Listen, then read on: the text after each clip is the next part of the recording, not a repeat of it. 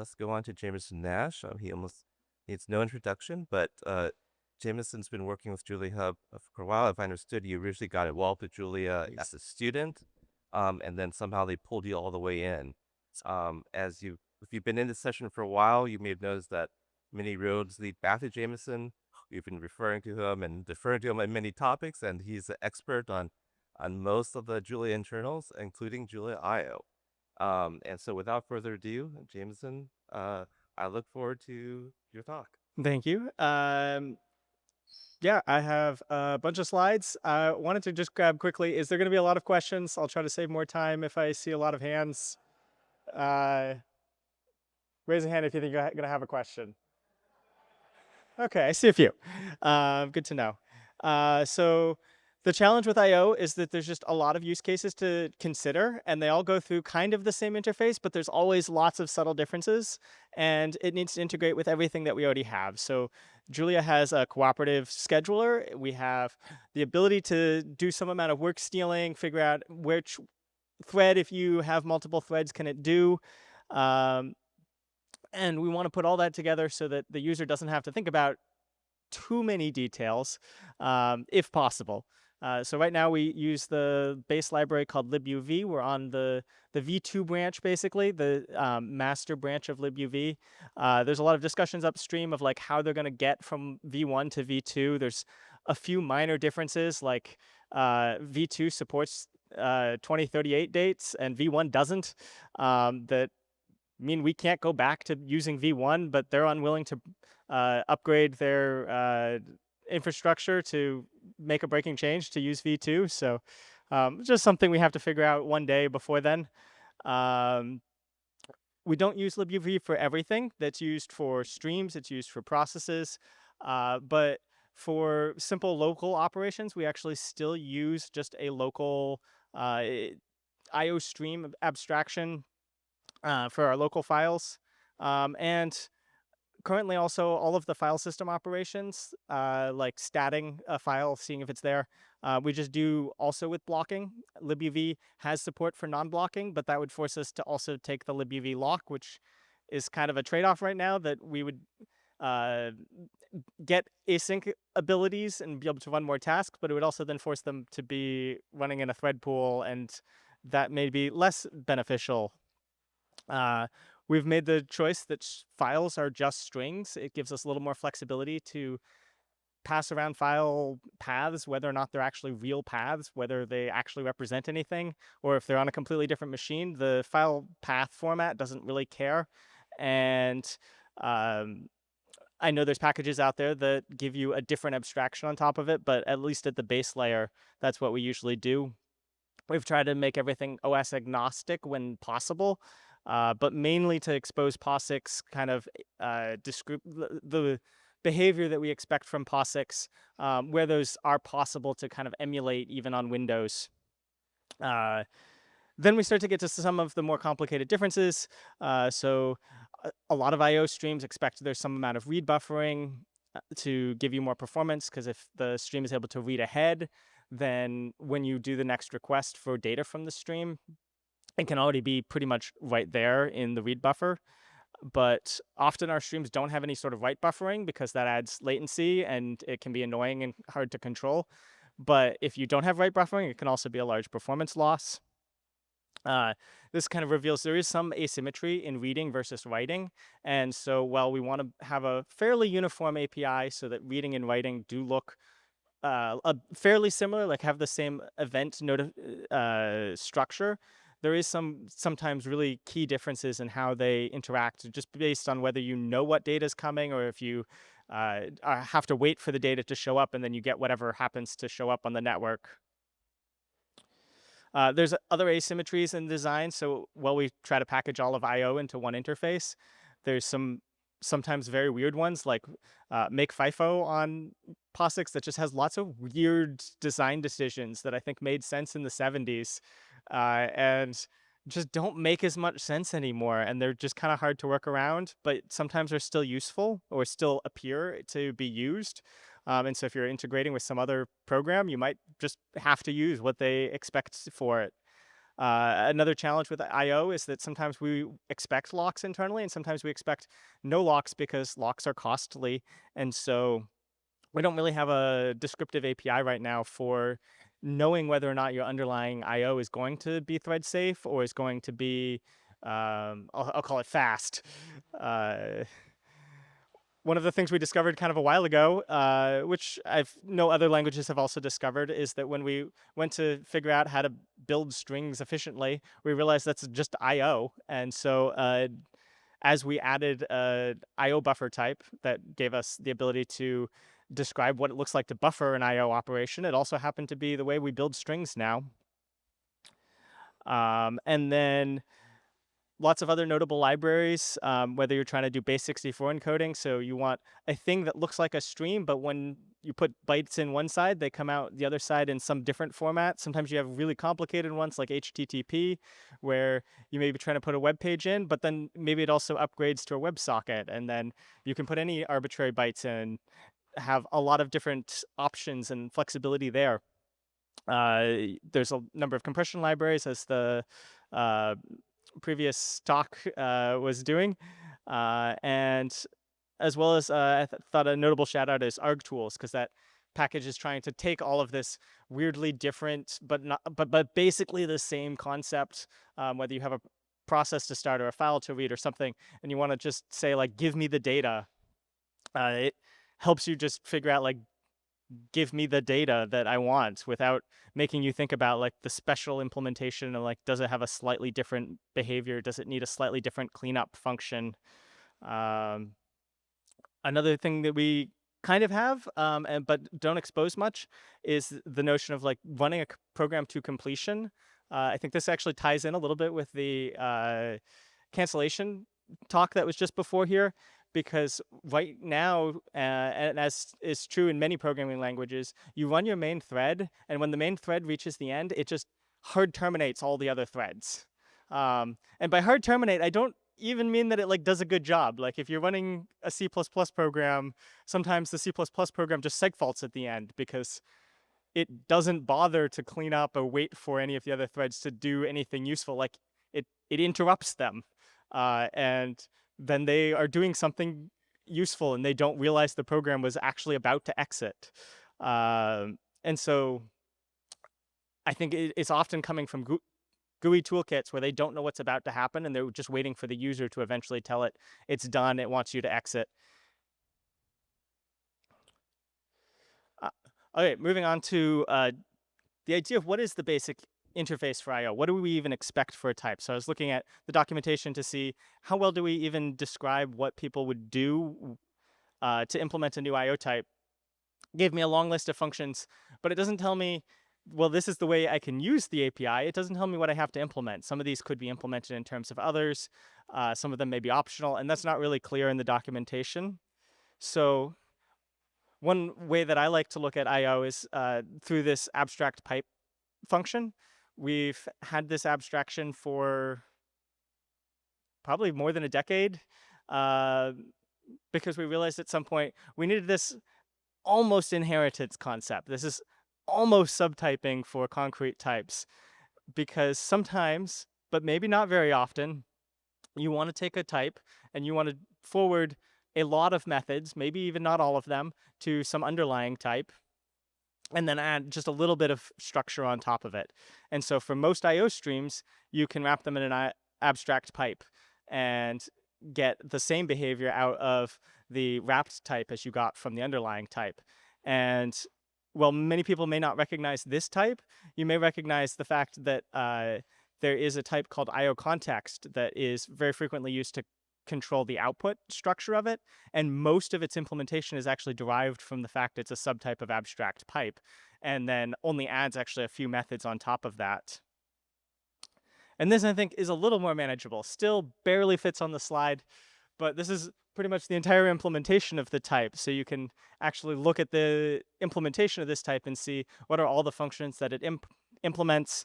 Most of them are then just implemented in terms of one of those two previous functions I was showing here, pipe reader or pipe writer.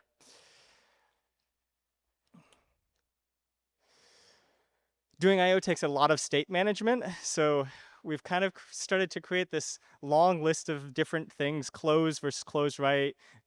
Do you call is readable or did you want EOF? There's a lot of subtlety in which function you call, and you can almost often get away with calling the slightly wrong one, but still get pretty much the right answer. And then, in addition, on top of that, we have multiple kinds of locks that you can do for each of them. So we've got the IO lock, which is what controls our libuv thread safety. We're hoping to probably narrow the scope of that or remove it entirely or something in the future. We don't know quite exactly our plan for more parallel IO. But then we also have an advisory lock. So if you call lock on an IO, it will try to see, I believe it checks if there's a field name lock, and it expects that to be something that you can lock and unlock. And we use that mainly for trying to make sure IO doesn't interleave as much. So if you're printing out a small object, if you are printing it character by character, that may interleave with another task that's doing the same thing. And so even though it's not required for thread safety, sometimes you want this way of saying only print from one task for now. But if there was some sort of high priority thing that you wanted to print, you could also bypass it. And so it's kind of just this odd notion. And then finally, we also have the lock for notification for the condition variables for when events happen on it. And that actually makes the IO objects that are thread safe, like TTY or pipe, to work in a thread safe way.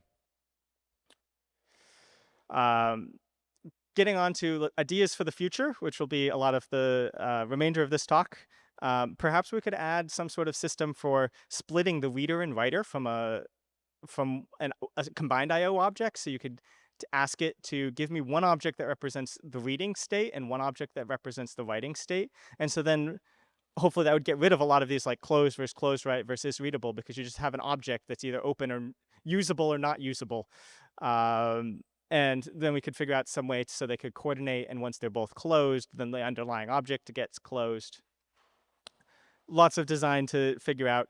Maybe we would need to figure out a way, could we prevent the user from capturing or escaping the IO object? So as you pass it into a function, say from like redirect IO or from open, often the caller then is expecting to close the IO object at the end of that block. And if you've captured it and expect to do something with it later, you may get broken IO, you may get like epipe or EOF errors at parts of the code that you didn't really want, and you kind of might have preferred some sort of earlier compiler warning or error, or just some earlier detection that you're capturing an IO object that the user wouldn't have expected you to capture, and so it just may not do what you expected. Potentially, we should also have more scoped IO variants. So we already have the open function can take a function closure. It can then open an IO, pass you a handle to it, you do all of your operations on it, and then it closes it for you. So you get some amount of scoped management of that. But if someone had captured it, they may get confused that they'd opened it, they'd expected to use it, and now it's closed, and that's not ideal.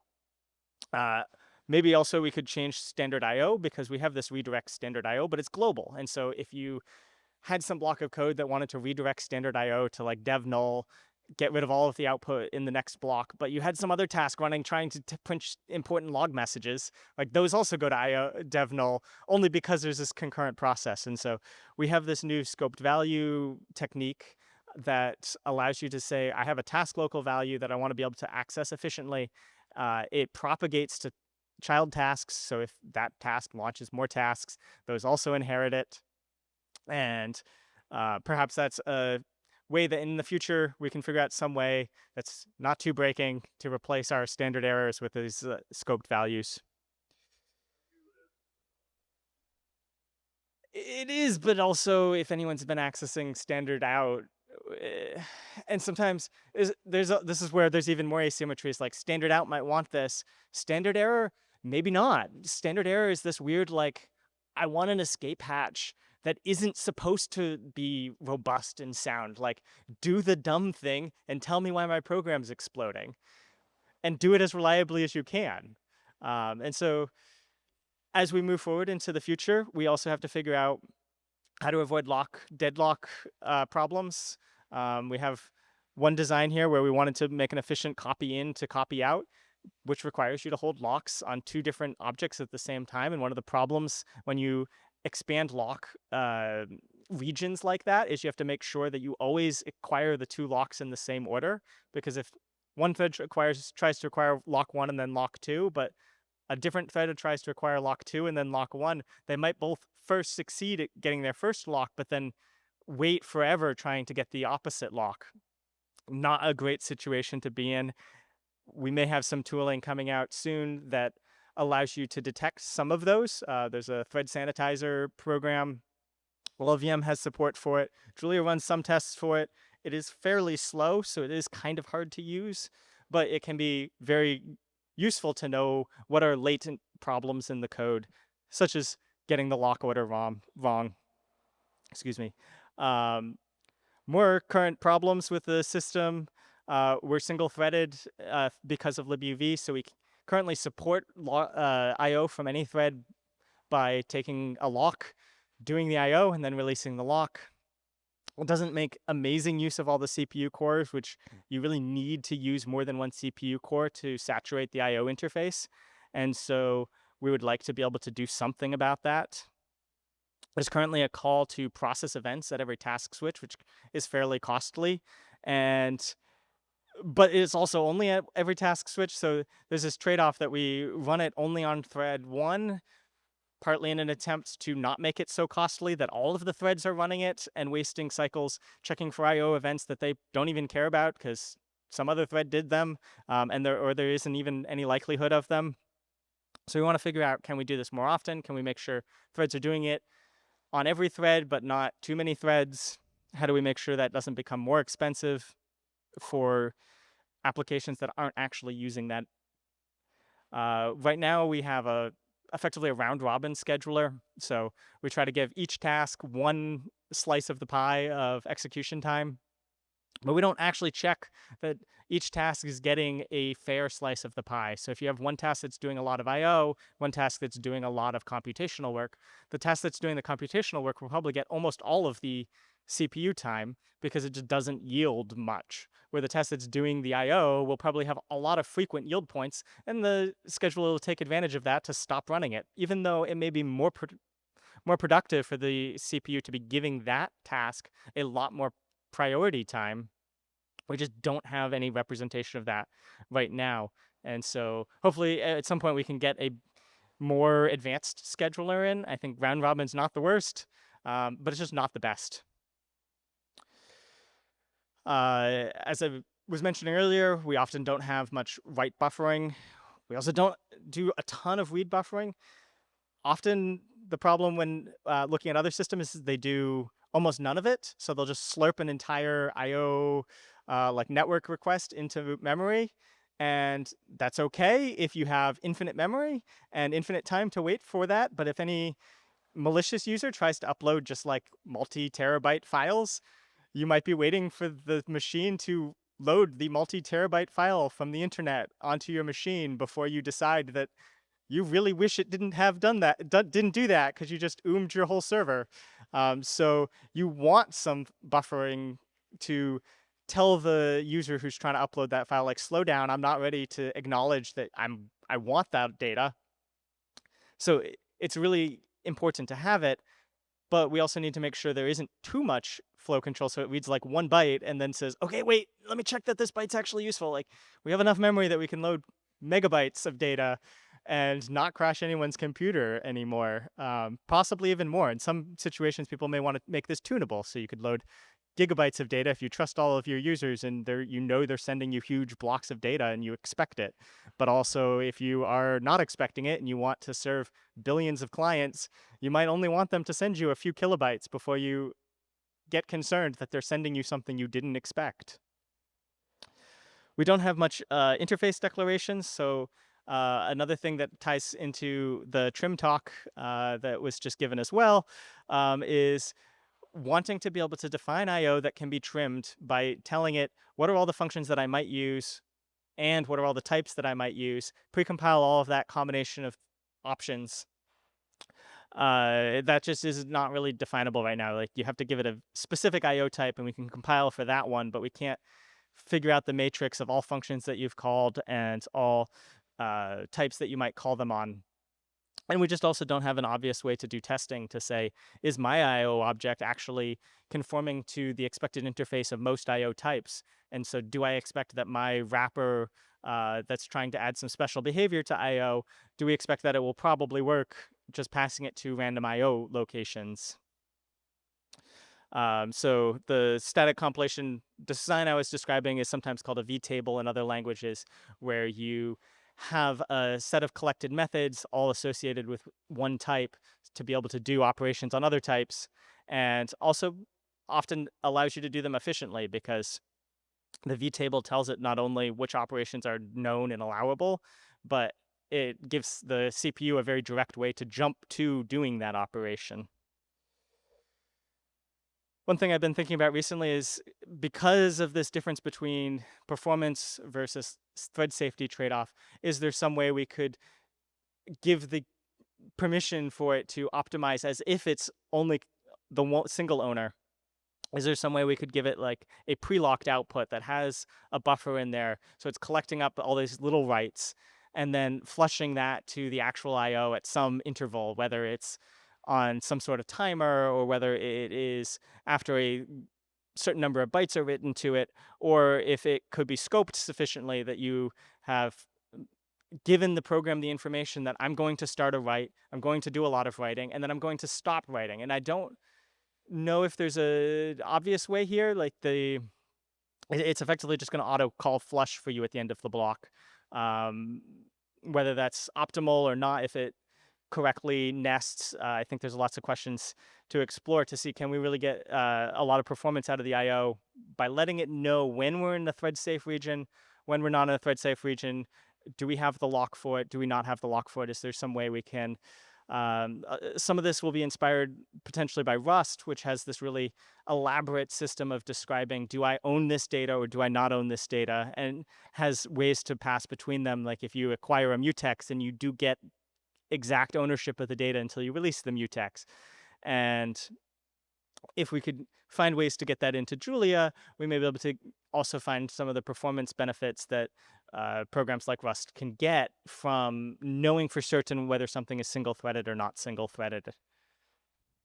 But also just a general warning that then you have to watch out for deadlocks, because if you're taking a lock and you're holding it for a long time, there's the possibility that some other thread then tries to acquire locks in a different order or just wants to acquire the same lock, and you end up with a program that ends up much slower. So locks are not the optimal, like, make everything good solution, because you can end up ways of making things more complicated and slower when you try to make them faster.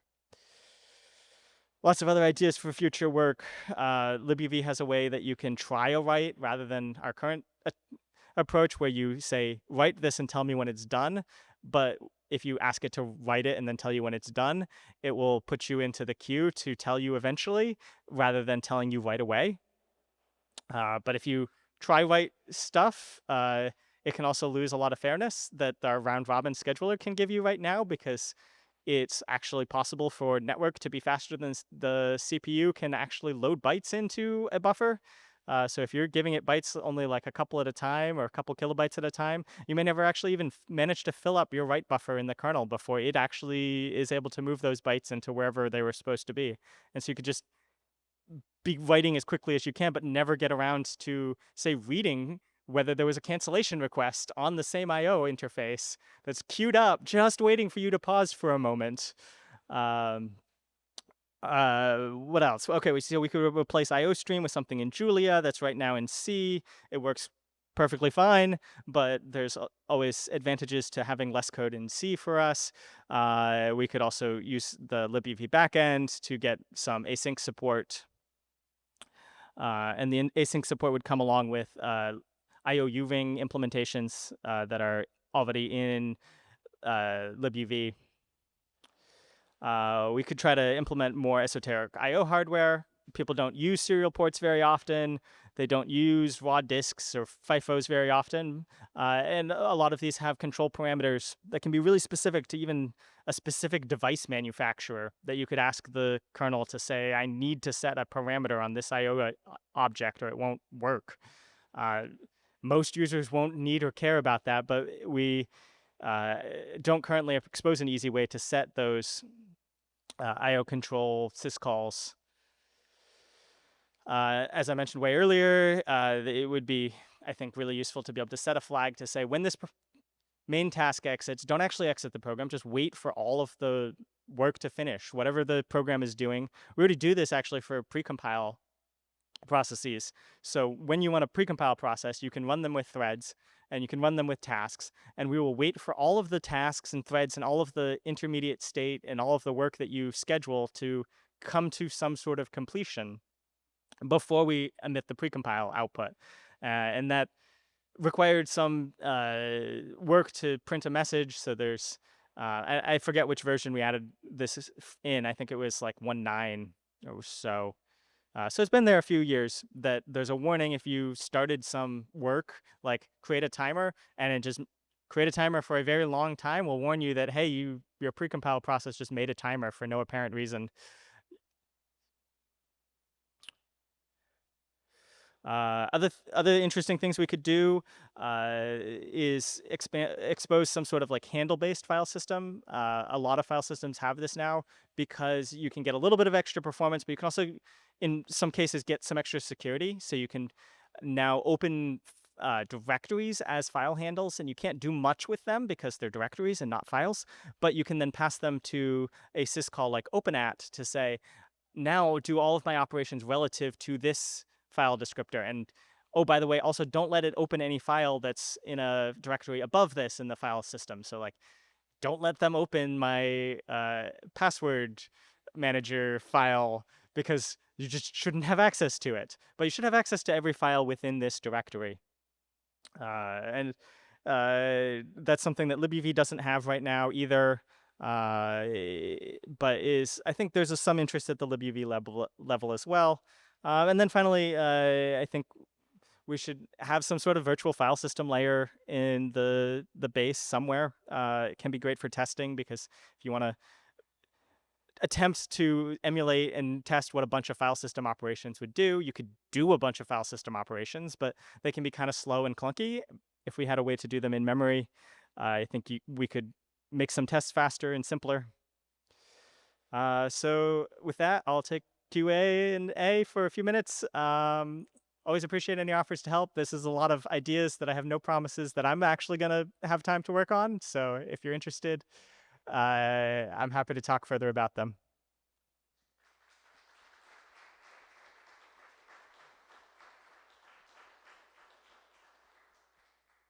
Okay, thank you for that tour of Julia IO and its internals.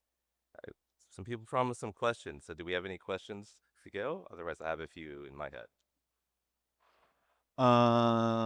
So I guess the question that I've asked a couple times, and we've been having ongoing discussions for what it feels like years now, and it is a very complicated problem, is the multi-threaded I/O and what that might look like, and if it's multiple libuv loops, or we don't use libuv, or whatever of the plenty of implementations that are available.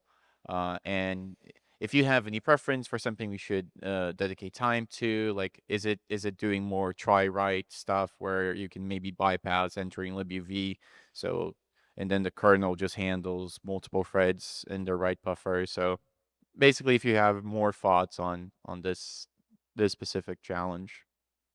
Yeah, I think it's a little unclear until we implement something what the performance characteristics will be.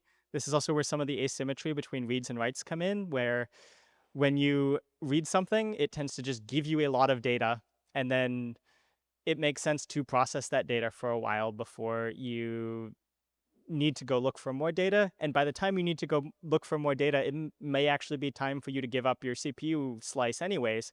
So it's not a terrible idea to allow it to do more work then also. Where writing, it's frequently really small, a lot of IO, well, it shouldn't be, it's not ideal. It may be doing one character at a time. And so you don't want to give up your IO slice and do a lot of extra work every time you give it a single byte. So I think we could have a libuv try write read as well. I think one of the general questions then too is just whether the what coarseness of the lock is actually useful. Do we want still one IO lock, but you can do you can at least block in the IO loop without holding it? Or is it actually useful to create a lock for each IO object plus the loop, so that as you create and destroy objects, you do have to take the global lock, but perhaps as you do individual operations, maybe you don't need that lock and you have an individual lock. There's a lot of trade-offs there on whether the IO is faster or slower based on how often these locks have to transfer threads.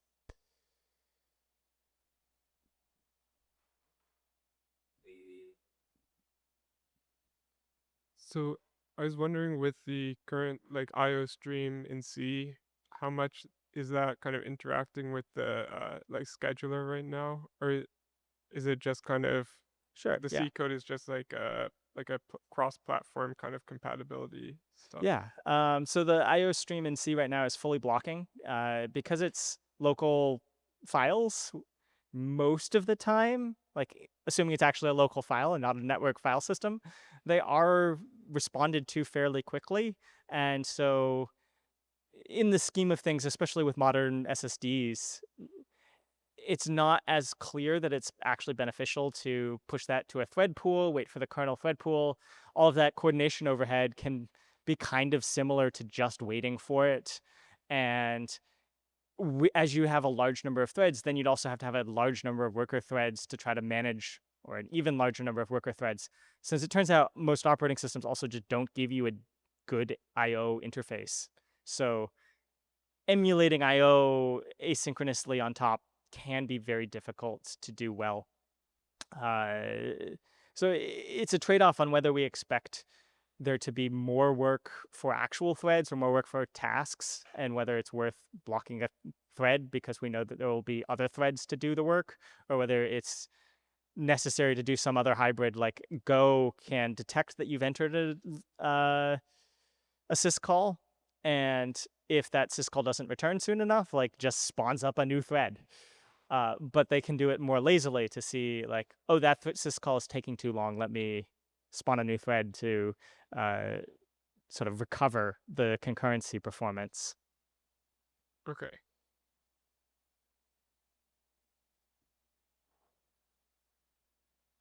Okay, one last question from Safan, and then I think we should finish. So we have the downloads library, which uses both libuv and libcurl, and they do this very complex dance, which was super annoying to implement and get right, and still occasionally is flaky. It's also got terrible performance, probably because of libuv and the fact that it's single-threaded, and so all the concurrency is just, it's fine if you're doing one download, but like multiple downloads, despite us doing all of the like spawning, task stuff right, is just bad. Is there any hope for that getting better, or should I just be thinking about replace libcurl with like, one of the AWS multi-threaded download libraries?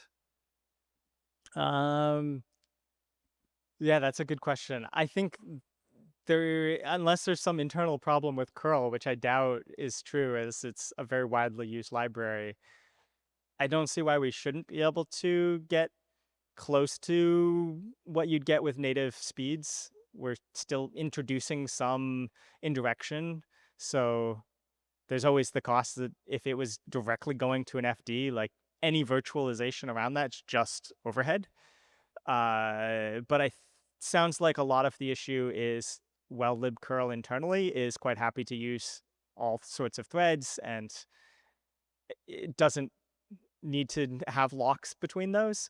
Our code doesn't really support that, and it kind of serializes all of that, and that can be slower than having just run it on one thread, but is also at least something that the try write could help, because I think right now most of those requests would probably complete immediately, and we're just slowing them down because we don't know that they would complete immediately, and we're just not checking for it. Okay, so with that, we'll wrap up the Julia IO mini symposium. Thank you to all the speakers for staying on time, and thank you to our AV team, Massive Media, for their assistance and letting us run a few minutes over time. So thank you again, and goodbye.